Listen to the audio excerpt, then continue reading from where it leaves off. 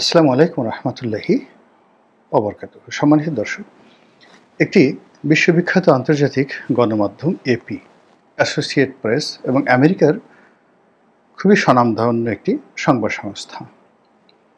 তো সেই সংবাদ সংস্থায় নাতি দীর্ঘ একটি সাক্ষাৎকার দিয়েছেন জনাব সজীব ওয়াজেদ জয়, এবং সেই সাক্ষাৎকারটির উপর ভিত্তি করে ভারত, আমেরিকা, ইংল্যান্ড, তারপর কানাডা এবং অন্যান্য যে সকল দেশের সঙ্গে বাংলাদেশের রাজনীতি জড়িত, ওতপ্রোতভাবে জড়িত, তারা অত্যন্ত গুরুত্বের সঙ্গে তার সেই সাক্ষাৎকারটি নিয়ে খুবই ইতিবাচক বিচার করেছে, বিশ্লেষণ করেছে এবং নানা রকম তাদের যে মন্তব্য, সেই মন্তব্য তারা প্রকাশ করেছে। অ্যাসোসিয়েট প্রেসের সঙ্গে একটি এক্সক্লুসিভ সাক্ষাৎকার দেওয়ার মতো বিরল সৌভাগ্য আমাদের এই রাজনৈতিক অঙ্গনে কয়জনের হয়েছে এটা আমি বলতে পারবো না। তবে সমসাময়িক কালে যদি আপনি জামাতের আমির ধরেন, জনাব তারেক রহমান সাহেব ধরেন, কিংবা ডক্টর মোহাম্মদ ইউনূস ধরেন, এখন যারা রাজনীতিতে সম্মুখ সারিতে আছেন, এনসিপির যিনি প্রধান নাহিদ ইসলাম ধরেন, তারা অ্যাসোসিয়েট প্রেসে একটি সাক্ষাৎকার দেবেন। আর সেই সাক্ষাৎকারটি নিয়ে আবার ওয়াশিংটন পোস্ট সংবাদ পরিবেশন করবে। তারপরে ব্রিটেনের দ্য গার্ডিয়ান তারা সংবাদ পরিবেশন করবে। তারপর কানাডার প্রধানতম পত্রিকাগুলো আবার এগুলোকে লিড নিউজ করবে। ভারতের প্রথম শ্রেণীর পত্রিকাগুলো সেই অ্যাসোসিয়েট প্রেসের যে এপির যে জয়ের সাক্ষাৎকার সেটি নিয়ে সংবাদ পরিবেশন করবে। এটা কল্পনাই করা যায় না। এটা হলো প্রথম। দ্বিতীয়ত হলো যে জনাব সজীব ওয়াজেদ জয়ের মধ্যে কতগুলো পরস্পর বিরোধী ক্যারেক্টারিস্টিক্স রয়েছে। আমি যেহেতু তাকে খুব কাছের থেকে দেখেছি, এ কারণে এই কথাগুলো আমি বলতে পারছি। প্রথমত হলো ইন্টেলিজেন্স, মেধা, এটার যে তার লেভেল, এটা আমাদের অ্যাভারেজ মেধার লেভেল না। আমাদের দেশে ধরুন যারা নেতা আছেন, শেখ হাসিনা আছেন, খালেদা জিয়া আছেন, তারেক রহমান সাহেব আছেন, ডক্টর শফিক আছেন, এমনকি ডক্টর মোহাম্মদ ইউনূস, মানে এদের সবারই আইকিউ লেভেল আপনার আমার সঙ্গে 19-20, খুব বেশি না। তাদের অতিরিক্ত যেটা আছে সেটা হলো পদ আছে, পদবি আছে, পোর্টফোলিও আছে, তারপরে পিতার পরিচয় আছে, সংগঠন আছে, এরকম নানা কারণে এবং অনেকগুলো তথ্য, উপাত্ত এবং অভিজ্ঞতা রয়েছে। কিন্তু যেটা কি বলা হয় আইকিউ বলতে যে জিনিসটি বোঝা যায়, সেটি 9-এর উপরে উঠলে সেটার একটা আলাদা, মানে যাকে বলা হয় সেটার একটা আলাদা বৈশিষ্ট্য হয়ে যায়। এবং সেই বৈশিষ্ট্যের কারণে দেখবেন যাদের আইকিউ লেভেল অ্যাবভ 9, তারা অনেকটা বহেমিয়ান, অনেকটা যাকে বলা হয় নির্লিপ্ত, দুনিয়ার কোনো কিছুর প্রতি তাদের ওরকম কোনো লোভ, লালসা, কামনা, বাসনা, ক্রোধ ইত্যাদি কোনো কিছুই কাজ করে না। তো জনাব সজীব ওয়াজেদ জয়ের যে আইকিউ লেভেল, এটি 9-এর উপরে, আমি এটি লিখে দিতে পারি। এবং এই কারণে আমাদের দৃষ্টিতে আমরা যারা সাধারণ মানুষ, কেউ তাকে অটিস্টিক বলার চেষ্টা করেছি, কেউ তাকে পাগল বলার চেষ্টা করেছি, কেউ তাকে বোকা, বেকুব, আমরা বরিশালের আঞ্চলিক ভাষায় বলি যে বলদ, এগুলো বলার চেষ্টা করেছি। কিন্তু আপনি যদি তার ড্রেস কোড দেখেন, অর্থাৎ যখন তিনি স্যুটেড বুটেড থাকেন, ভালো পোশাক আশাক পরেন, তখন আপনি দেখবেন যে এক্সট্রিম লেভেলে it looks like Barack Obama, it looks like যাকে বলা হয় Bill Clinton, John F Kennedy অথবা রোনাল্ড রিগান। আপনি জয়ের সবচেয়ে ভালো পোশাকগুলো পরে, হেয়ার স্টাইল করে তিনি যখন যে ছবিগুলো দিয়েছেন, ওই জিনিসগুলো আপনি দেখেন। আর আবার যখন তার বহেমিয়ান যে অবস্থা, একটা গেঞ্জি পরেন, হাতে কতগুলো যাকে বলা হয় ওই ট্যাটু আঁকা, তারপর সেই এলোমেলো চুল, কুকুর নিয়ে বসে আছেন, হাফ প্যান্ট পরা, এগুলো দেখলে আপনার কাছে মনে হবে যে নগর বাউল জেমসের মতোই তার একটা বহেমিয়ান জীবন। এটা হলো আমার দৃষ্টিতে। তিনি যখন ইংরেজি বলেন,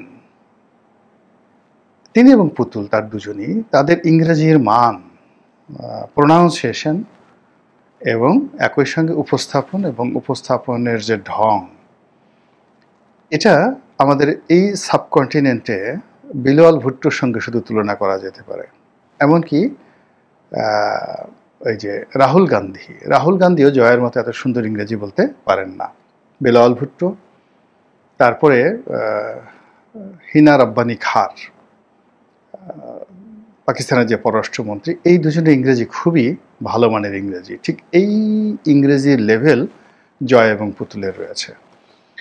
তো কাজেই এপির মতো একটা প্রতিষ্ঠানের সঙ্গে আপনি যতই আপনাকে স্ক্রিপ্ট রেডি করে দেওয়া হোক, ধরুন আপনি $1 মিলিয়ন খরচ করে লবিং করে এপির একটা সাক্ষাৎকার দিলেন, কিন্তু আপনার যদি ইংরেজি জানা না থাকে এবং ইংরেজিতে আপনি বলতে না পারেন, এবং ইংরেজির দুটো, অর্থাৎ আপনাকে যারা প্রশ্ন করছে সেই প্রশ্নটা আপনাকে বুঝতে হবে এবং সে অনুযায়ী আপনাকে রিপ্লাই করতে হবে। তো সেই দিক থেকে তার এই সাক্ষাৎকারটি নিঃসন্দেহে তার যে আইকিউ লেভেলের যে এক্সট্রিম যে জায়গাটি ইতিবাচক, সুটেড অ্যান্ড বুটেড, সেটারই প্রতিফলন ঘটেছে। আর এই কদিন আমরা গত কয়েক মাসে তাকে বারবার তাকে নিয়ে যে ট্রল করেছি, আমরা তার বোহেমিয়ান যে দিকটি রয়েছে সেটি নিয়ে ঠাট্টা মস্করা করেছি। ফলে কি হলো, অলরনে সাডেন যখন তাকে নিয়ে ভীষণ রকম মাতামাতি হচ্ছে, তার বক্তব্য নিয়ে, তার বক্তব্যের সারবস্তু নিয়ে, এবং হঠাৎ করে এই বক্তব্যের কারণ এবং এটা নিয়ে বিশ্ব গণমাধ্যম, যারা বিশ্ব রাজনীতির মোড়ল, মানে ওয়াশিংটন পোস্টের মতো একটা পত্রিকা, তারা যখন কোনো বিজ্ঞাপন নেয়, এর আগে ডক্টর মোহাম্মদ ইউনূস এখানে বিশাল একটা বিজ্ঞাপন ছাপিয়েছেন জয়ের, এটা কোনো বিজ্ঞাপন নয়, যখন এইরকম একটা পত্রিকায় স্বতঃস্ফূর্তভাবে কোনো একটি খবর আসে, তখন ধরে নিতে হয় এর সঙ্গে আমেরিকার এবং পশ্চিমা দুনিয়ার যে নীতিগত সিদ্ধান্ত, সেই সিদ্ধান্তের কতগুলো কানেক্টিভিটি রয়েছে। এনিওয়ে, তো উনি যে কথাগুলো বলেছেন, খুব বেশি কথা বলেননি, যে কথার চম্বুক কতগুলো দিক ঘাটে পথে আমরা সবাই বলছি, সেটা হলো যে আওয়ামী লীগকে ছাড়া অর্থবহ একটি নির্বাচন হবে না, অংশগ্রহণমূলক একটি নির্বাচন হবে না, ইনক্লুসিভ একটি নির্বাচন হবে না, এবং এটিকে একটা ফ্রুটফুল ইলেকশন বলা যাবে না। সঙ্গতির কারণে প্রশ্ন আসতে পারে যে বিএনপিকে ছাড়া যে 3টি নির্বাচন হয়েছিল, সে ব্যাপারে উনি কিছু বলেননি কেন? মূল বক্তব্য হলো সেটা তিনি কেন বলবেন? আর এটা বলারই বা দরকার কি? বিএনপিকে ছাড়া যে ইনক্লুসিভ নির্বাচন হয়নি, এটা তো আওয়ামী লীগ যে হাড়ে হাড়ে টের পেয়েছে, এবং তার যে পতন, সেই পতনের মধ্যে একটা সিল মারা হয়ে গেছে। সেটা ওয়াজেদ সাহেব, সজীব ওয়াজেদ, জয় সাহেব বলুন আর না বলুন, ওটা বাস্তব। এবং সেটা থেকেই আওয়ামী লীগ যেভাবে শিক্ষা নিচ্ছে এবং যে কথাগুলো বলছে, এই কথার প্রেক্ষিতে আওয়ামী লীগকে ছাড়া যে একটা ভালো নির্বাচন সম্ভব নয়, এটা আমরা বলার চেষ্টা করছি। তাহলে আওয়ামী লীগ আর বর্তমান সরকার, আওয়ামী লীগ আর বিএনপি একই হয়ে গেল। বা বিএনপি যেভাবে 15 ফেব্রুয়ারি একটা নির্বাচন করেছিল, তো আওয়ামী লীগ 3টি নির্বাচন করে সেটার প্রতিশোধ নিয়েছিল, তোরা একবার করলি, আমরা 3বার করে দিলাম। তো এটা ছক্কা পক্কা কাটাকাটি এরকমভাবে আমরা বাঙালিপনা করতে পারি, কিন্তু সামনে এগোনো যাবে না। জনাব জয় যে কথাগুলো বলেছেন, সেই কথাটা হলো একটা নতুন দিগন্ত উন্মোচন করেছেন আলোচনার জন্য। সেখানে তিনি স্পষ্টতই যেটি বলার চেষ্টা করেছেন যে তার মায়ের যে সরকার ছিল, শেখ হাসিনার সরকার ছিল, সেই শেখ হাসিনার সরকার যে ব্রুটালিটি দেখিয়েছে, এটা অন্যায়, এটি ভুল। এখন এখানে আপনি অন্যায়, ভুল, ইংরেজি শব্দের অনেকগুলো অর্থ আপনি করতে পারেন এবং সেটার বিচার হবে, বিচার হওয়া উচিত, এ ব্যাপারে কোনো দ্বিমত নেই। আরও একটি কথা তিনি বলেছেন যে আওয়ামী লীগকে ছাড়া ইনক্লুসিভ নির্বাচন হবে না, কিন্তু তাকে একটা ব্রিদিং স্পেস দিতে হবে। একেবারে নির্বাচন তফসিল ঘোষণা করা হলো, অলনে ছাড়েন আওয়ামী লীগের সুযোগ করে দেওয়া হলো, সেক্ষেত্রে আওয়ামী লীগের নির্বাচনে অংশগ্রহণ করবে না, আর অংশগ্রহণ করা তাদের পক্ষে সম্ভব না। এর কারণ হলো একটা নির্বাচনে জয়লাভ করার জন্য, প্রতিযোগিতা করার জন্য, দলকে গোছানোর জন্য যে ব্রিদিং স্পেস দরকার, এটা আওয়ামী লীগ পাচ্ছে না। ভালো কথা। তো এই যে কথা এই সময়টাতে আসলো কেন? যখন নির্বাচনের তফসিল ঘোষণার করার সময় মোটামুটি নির্ধারিত হয়ে আছে যে ডিসেম্বর মাসের প্রথমার্ধে, অর্থাৎ 15ই ডিসেম্বরের মধ্যে এখানে যাকে বলা হয় নির্বাচনের তফসিল ঘোষণা করা হবে। নির্বাচনের সেই তফসিল ঘোষণার 1 মাস আগে নভেম্বর মাসের 15 তারিখে জনাব তারেক রহমান দেশে আসবেন। তার নেতার নেত্রীরা রীতিমতো লঙ্কাকাণ্ড শুরু করে দিয়েছে, দৌড়াদৌড়ি, ঝাড় ফুঁক, গাড়ি বাড়ি, বুলেট প্রুফ গাড়ি, কারো কত কি। তিনি নেতা আসবেন, তাকে বরণ করে নেওয়া হবে এবং সারা বাংলাদেশ 1 মাস শুধুমাত্র তারেক জিয়ার আগমন উপলক্ষে যেন যাকে বলা হয় জাঁকজমকপূর্ণ থাকে, উৎসাহে উদ্দীপনা উদ্বেলিত থাকে। তিনি যেখানে যাবেন শুধু বিএনপি তারেক রহমান সাহেব ছাড়া অন্য কোনো কথা থাকবে না। আর সেই যে ভাইব, সেই ভাইবের কাছে শফিকুর রহমান সাহেব জামাতের আমির কিংবা জামাতের যে ভাইব, এটি মুহূর্তের মধ্যে মারা যাবে। অর্থাৎ গত 14 মাসে জামাত এনসিপি যে ভাইব তৈরি করেছে, ডক্টর মোহাম্মদ ইনু যে ভাইব তৈরি করেছে, তারেক রহমান সাহেব আসার সঙ্গে সঙ্গে সেটি ধামা চাপা পড়বে, মাটি চাপা পড়বে। এরকম একটা প্ল্যান নিয়ে যখন রাজনৈতিক অঙ্গন প্রস্তুত, তখন হঠাৎ করে কেন জয়ের এই শব্দ আসলো, আর জয়ের এই সাক্ষাৎকারটি কেন এই সময়ে আসতে হলো, এবং এটা নিয়ে কেন আন্তর্জাতিক গণমাধ্যম এতটা মাতামাতি শুরু করলো। এখানে একটা জিনিস বুঝতে হবে যে আমেরিকা বা পশ্চিমা দুনিয়া অতীতের যে কোনো সময়ের চাইতে তারা ম্যাচিউরড। 60-এর দশকে, 70-এর দশকে, 80-এর দশকে তারা কমিউনিজম বিরোধী, অর্থাৎ যতদিন পর্যন্ত যাকে বলা হয় সোভিয়েত ইউনিয়ন ছিল, তাদের পুরো ফোকাসটা ছিল কমিউনিজম বিরোধী। এবং এই জন্য তারা, মানে আমরা গোখরা সাপ দেখলে যেভাবে ভয় পাই, কমিউনিজম দেখলে তারা ওইভাবে ভয় পেত। এবং ওখানে তাদের বিবেক বুদ্ধি খাটাতো না। কেউ কেজিবির কথা বলে, রাশিয়ার কথা বলে, চীনের কথা বলে, ভিয়েতনাম, কিউবার কথা বললে, চে গুয়েভারের কথা বললে, আমেরিকার অর্থ ভাণ্ডার এবং অস্ত্র ভাণ্ডার উজাড় করে দিয়ে তারা সেখানে সব কিছু করতো। তার প্রমাণ ভিয়েতনামের যুদ্ধ। আচ্ছা, এরপরে তাদের যেটি হলো, সোভিয়েত ইউনিয়নের পতনের পরে তারা প্রতিদ্বন্দ্বীহীন হয়ে পড়লো এবং তারা ছোট ছোট যুদ্ধ, যাদের যেটা দরকার ছিল না, নিজেরা সেই তাদের যারা মিত্র তাদের সাথে যুদ্ধ করা শুরু করে দিল। ওখানে তারা গাদ্দাফি, ওখানে সাদ্দাম হোসেন থেকে শুরু করে আর অনেক জায়গাতে সারা বিশ্বে তারা অশান্তির সৃষ্টি করা শুরু করে দিল। এর মধ্যে পুতিনের অভ্যুদয় হলো, চীনের অভ্যুদয় হলো, এখন ভারতও পরাশক্তি।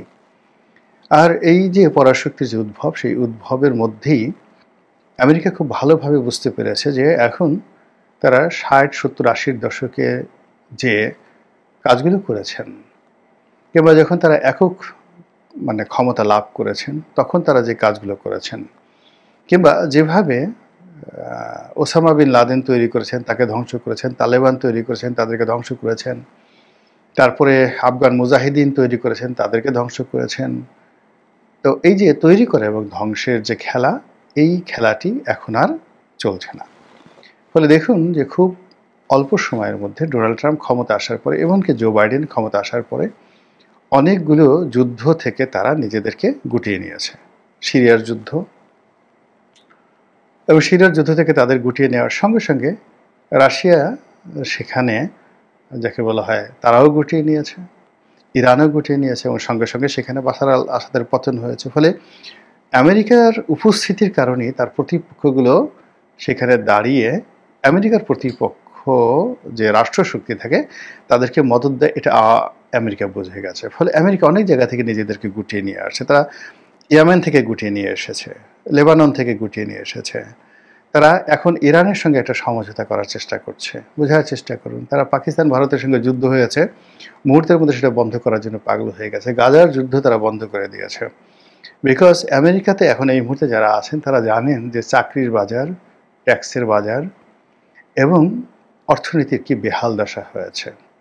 এবং তিনি, অর্থাৎ বর্তমান মার্কিন প্রেসিডেন্ট, যে নীতিগতভাবে আমেরিকা ফার্স্ট একের পর এক শুল্ক আরোপ করে যে কাজগুলো করার চেষ্টা করছেন, এটা বাংলাদেশের ডক্টর ইউনূসের যে ডক্ট্রিন সমূহ 3-0 থিওরি, রাষ্ট্রতন্ত্রে এসে জিরো হয়ে গেছে। ডোনাল্ড ট্রাম্পের যে আমেরিকা ফার্স্ট, তার যে হম্বিতম্বি, এগুলো সব দমন হয়ে গেছে, রিভার্স হয়ে গেছে। আমেরিকার মানুষ পাগল হয়ে গেছে তাকে তাড়ানোর জন্য। আর এই জন্য তিনি এখন নরেন্দ্র মোদীর সাথে বন্ধুত্ব করার জন্য নানা ছল করছেন। তার সাথে বলে যে আমার টেলিফোনে কথা হয়েছে, মিথ্যা কথা। নরেন্দ্র মোদী বলছেন যে না, আমার সঙ্গে কোনো কথা হয়নি।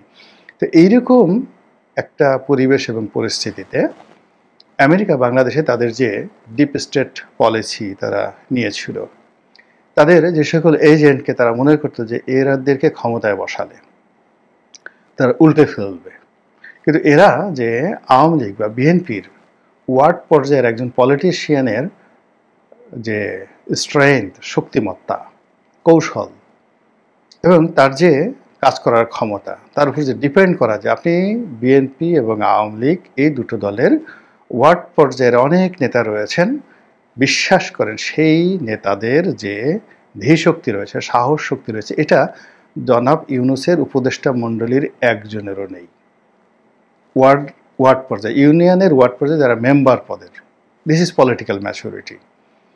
আপনি যদি আওয়ামী লীগের যাকে বলা হয় বা বিএনপির চেয়ারম্যান হিসেবে দায়িত্ব পালন করেছেন কয়েকটা জেলাতে, যেমন ধরুন ময়মনসিংহ, গফরগাঁও, আমাদের পটুয়াখালীর গলাচিপা আমার নির্বাচনী এলাকাতে,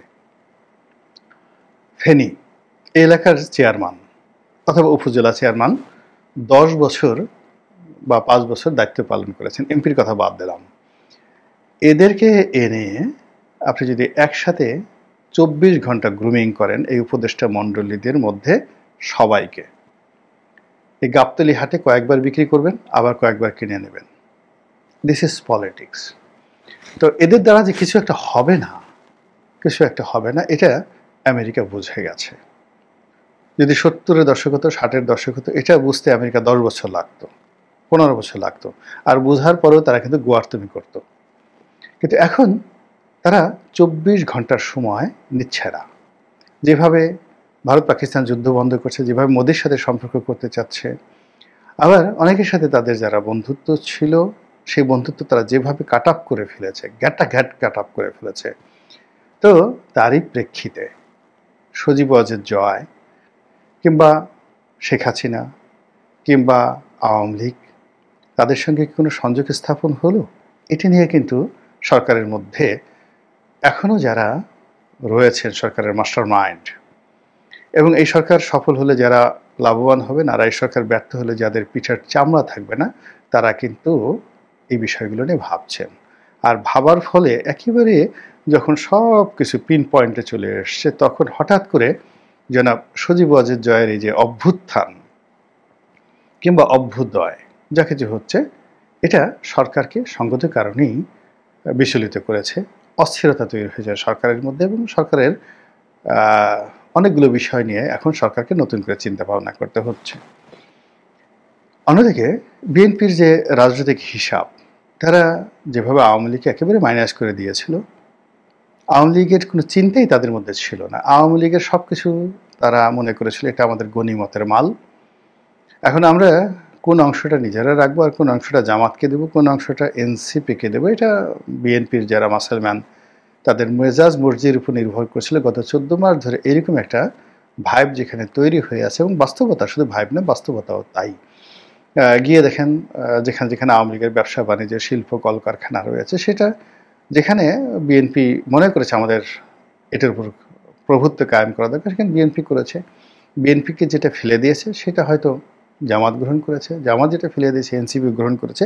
এইভাবে আসলে ব্যবসা বাণিজ্য, শিল্প, কল কারখানা, রাজনীতি, অর্থনীতি সব কিছু চলছে। তো সেখানে হঠাৎ করে যখন আবার এই জয়ের প্রসঙ্গ আসছে, এবং তাও অ্যাসোসিয়েট প্রেসের মতো একটা সংবাদ মাধ্যম, এবং সেটার আবার কন্টিনিউশন, যেমন ধরুন আমার একটা এই সাক্ষাৎকার আপনি চিন্তা করুন, আমি বললাম, এখন আমার এই ইউটিউব চ্যানেলকে কেন্দ্র করে বাংলাদেশের প্রায় বড় বড় পত্রিকাগুলো, তারপরে টেলিভিশনগুলো, তারা ফটোকার্ড তৈরি করে, খবর তৈরি করে। গোলাম মোল্লা রানী এই কথাগুলো বলেছে। ফলে অন্য ইউটিউবারের সাথে যদি আমাকে অন্য সবাই তুলনা করে, তাহলে দেখা গেল এটা হবে না। আবার ধরুন আমার কোনো একটা বক্তব্য যদি আন্তর্জাতিক গণমাধ্যমে চলে আসতো, তাহলে আমার এই গুরুত্ব আরও বাড়তো না, সঙ্গতির কারণে বাড়তো। আবার ধরুন দেখা গেল যে আমি সারাদিন ইউটিউবে বক্তব্য দিচ্ছি, এখন আপনারা যারা দর্শক আছেন তার চেয়ে আরও দর্শক, কিন্তু এই দর্শকগুলো সব গুলিস্তানের, এই দর্শকগুলো সব এমন একটা জায়গার যাদের মতামতের কোনো মূল্য নেই। ফলে কী হলো যে আমি এর সাথে গুরুত্বপূর্ণ কথা বলার পরেও পত্র পত্রিকাগুলো কিন্তু এগুলো গ্রহণ করতো না। তো পত্রপত্রিকা যখন দেশের গণমাধ্যম, মূলধারার গণমাধ্যম যখন তাদের টকশোতে, তাদের অনুষ্ঠানে গোলাম মোল্লার রনিকে অপরিহার্য মনে করছেন, আর আমি এই যে যা কিছু বলছি এগুলোকে নিয়ে আবার কেউ ফটো কাট করছেন, সেগুলোকে নিয়ে আবার কেউ সম্পাদকীয় করছেন, সেগুলোকে নিয়ে প্রতিবেদন করছেন, আবার সেগুলোকে নিয়ে কোটি কোটি ভিউ হয়ে যাচ্ছে বিভিন্ন টেলিভিশন চ্যানেলে। এর একমাত্র শক্তির উদ্দেশ্য হলো, মানে একমাত্র, মানে যাকে বলা হয় রিজন, কারণটা হলো এই আমার ইউটিউব চ্যানেল যারা দেখেন তারা এদেশের হর্তাকর্তা, তারা এদেশের শিক্ষিত জন, আওয়ামী লীগ, বিএনপি, জামাতের শীর্ষ পর্যায়ের লোকজন রয়েছে। ফলে এখানে পাঠক বা দর্শক